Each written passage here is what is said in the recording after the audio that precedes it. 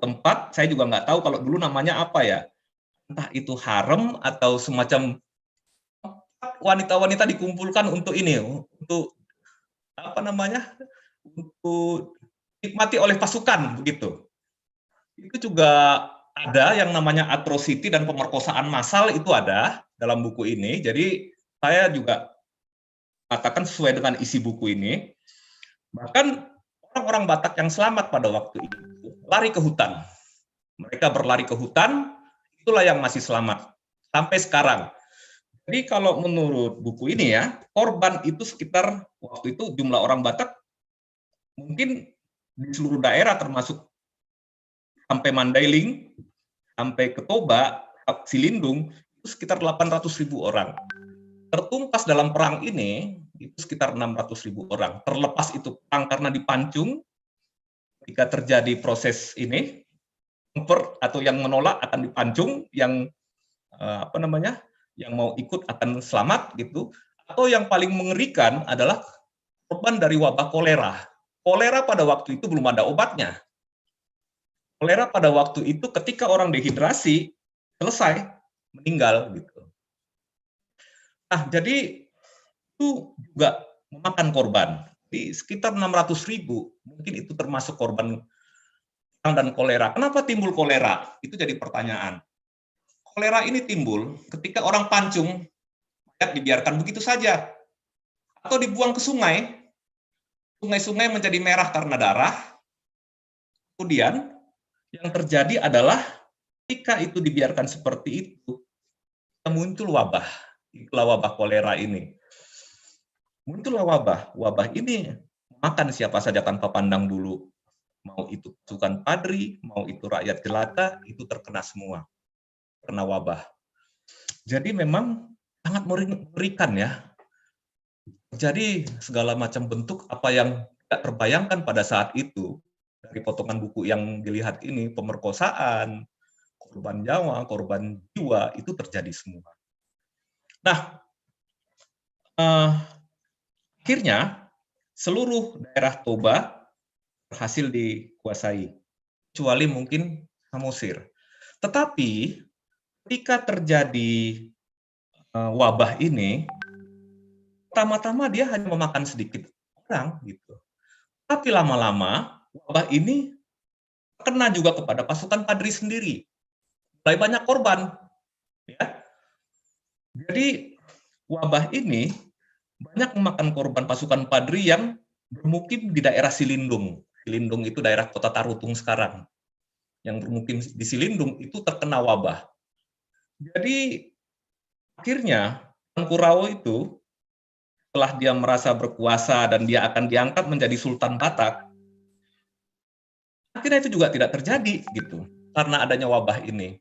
Kemudian pasukan Badri membuat semacam buffer zone di mana supaya wabah tidak menyebar, masuk juga pasukan Padri yang bergerak dari Asahan atau dari Padang Bolak, istilahnya dari Tapanuli Selatan, itu juga dibuat batas untuk menjauhi Toba dan Silindung secepatnya.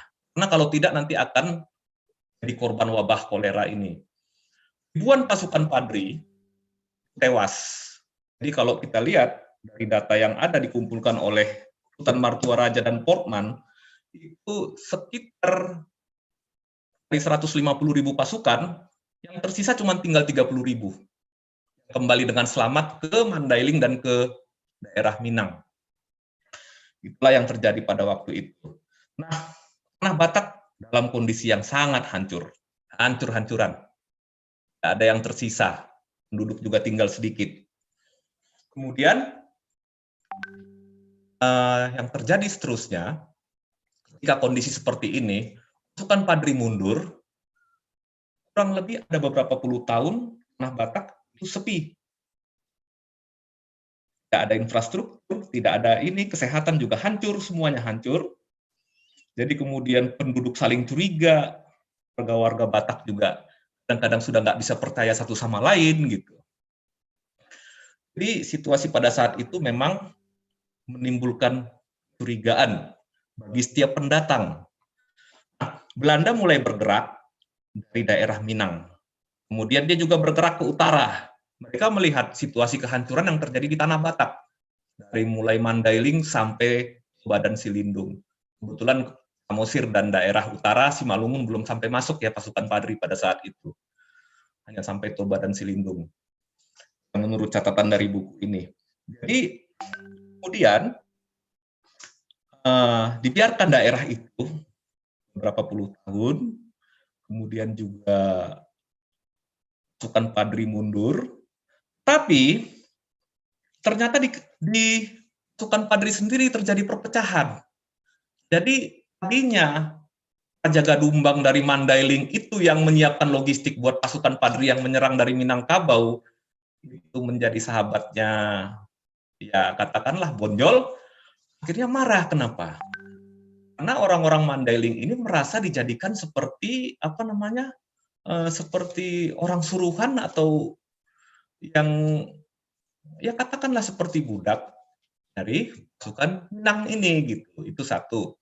Kemudian wanita-wanita juga ternyata tetap diambil gitu, termasuk dari Mandailing untuk diambil untuk dinikmati atau bagaimanalah ya, itu tetap diambil. Nah, ini menyebabkan Raja Gadumbang sendiri kecewa. Akhirnya dia menghubungi Belanda, minta bantuan.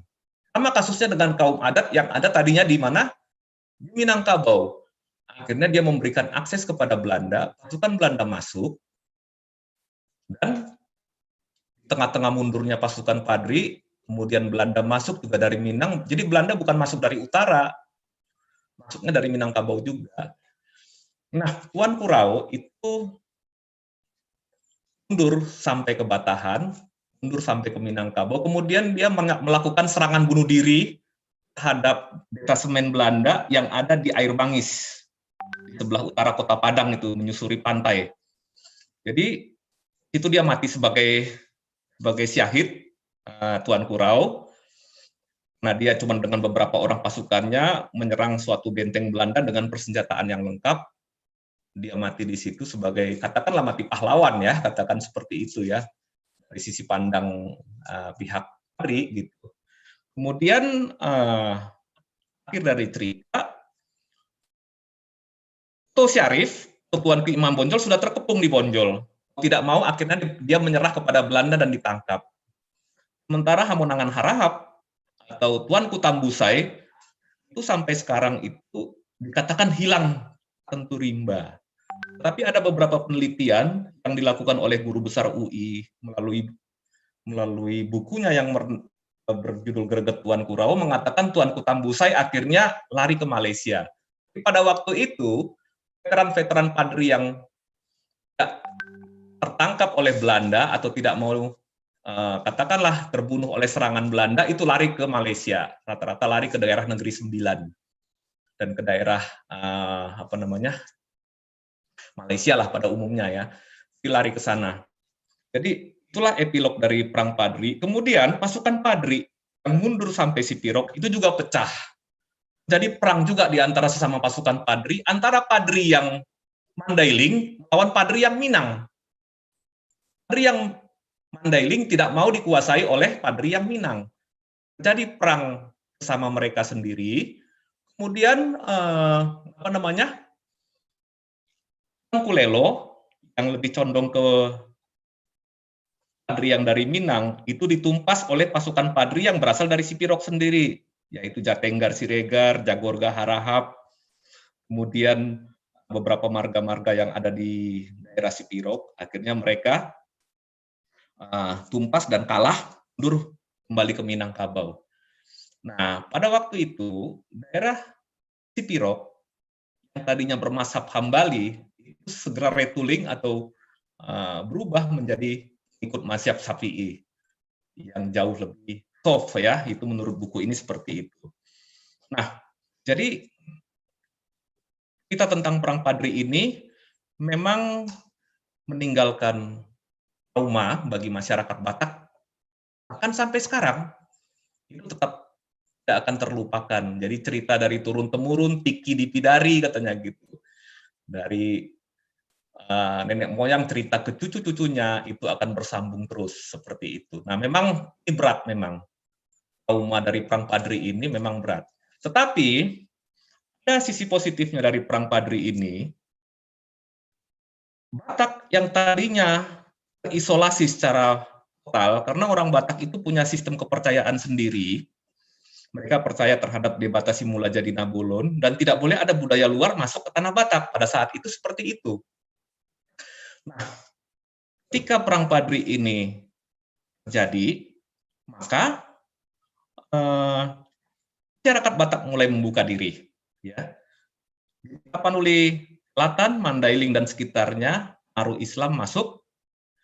Kemudian juga di tanah Batak Utara, waktu itu belum ada agama, masih tetap dengan kondisi yang hancur, apa namanya, tidak tersisa akibat Perang Padri.